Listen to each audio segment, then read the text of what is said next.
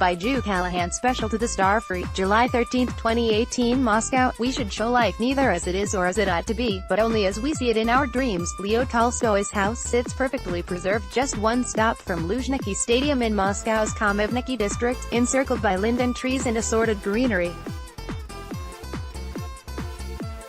An oasis from the madness. You'd hope it's been busy these past few weeks as the world descended upon the city.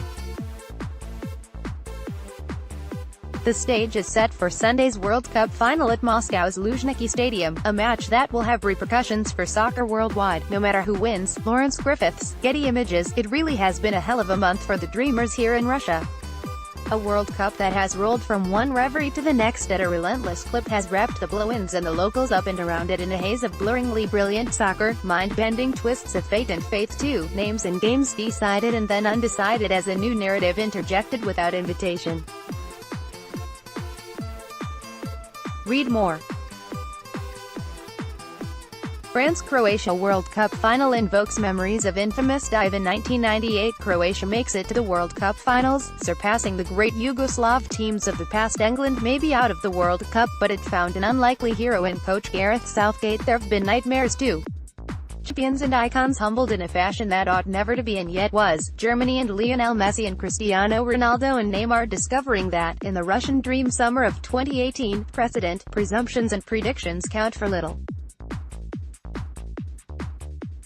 Alas, this all has to come to an end because there's only so much dreaming that's good for you. Reality will bite hard at Luzhniki Stadium on Sunday night for one European country. For another, the dream will be seen like never before. Croatia and France both want this all to continue. But it can't. Our dream is so close now, said Croatia's semi-final hero Ivan Perisic in the wake of his side's victory over England. This is something indescribable, it is unbelievable, said France's teenage dream come true Kylian Mbappé after Didier Deschamps' side saw off Belgium in the first semi-final. It is the dream of dreams, the dream of the future, everything. Not even in my wildest dreams, and I am a big dreamer, would I have imagined this. 32 countries pitched up to Russia a month and more ago. All had dreams. Some were fulfilled just by getting here. In France and Croatia being the last two standing, this World Cup has a final that is not far off dream territory. Should France complete a ruthlessly pragmatic journey and claim a second crown, it could be the dawn of a new dynasty, such as the age and talent profile of Les Blues. Should Croatia somehow find the legs to again confound convention and plain old demographics to go the distance, it would become the smallest nation to win the thing since 1950, an era of soccer so far gone it may as well have been a dream. Barely 500 kilometers separate Menton on the southeastern coast of France and Rovine on the northwestern coast of Croatia. The drive, across the top of Italy's boot and along the Mediterranean coast would take around 7 hours. In the context of the millions of miles traveled by the teams and supporters just to get to this World Cup, never mind get around the largest country on the planet, the distances between France and Croatia are minuscule. A short pass across the midfield, a delicate rollout from goalkeeper to defender. But in terms of soccer identity and infrastructure, these are two countries that are worlds apart. The vast majority of this multicultural French team have been schooled in the gilded academies that are peppered across the country. Mbappé, the breakout phenomenon of this tournament, came through the Clairefontaine Center in Paris, the most storied academy in the game. Croatia, with a population that's 2.3 million less than the GTA, has no such system, nor does it have one planned or even one likely.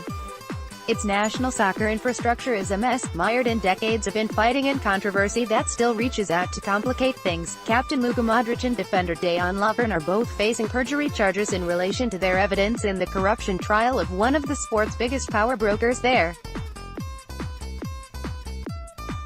Even on Wednesday night, as he was toasting the glorious success of his side reaching its historic new high, manager Zlatko Dalic wasn't able to turn his mind away from the mess that remains back home. This is history being written.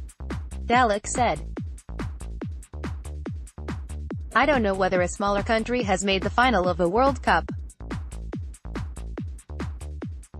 We are supposed to play England in September, but we don't have a stadium to play that game. This is the kind of infrastructure that we don't have. But we have our hearts, our pride and our players. They have two players in particular, Modric and Ivan Rakitic, who stand as generational talents, not just nationally but internationally. That both are master playmakers is no accident. Croatia is a country that puts so much stock in the past master number 10, the creator through which all good comes.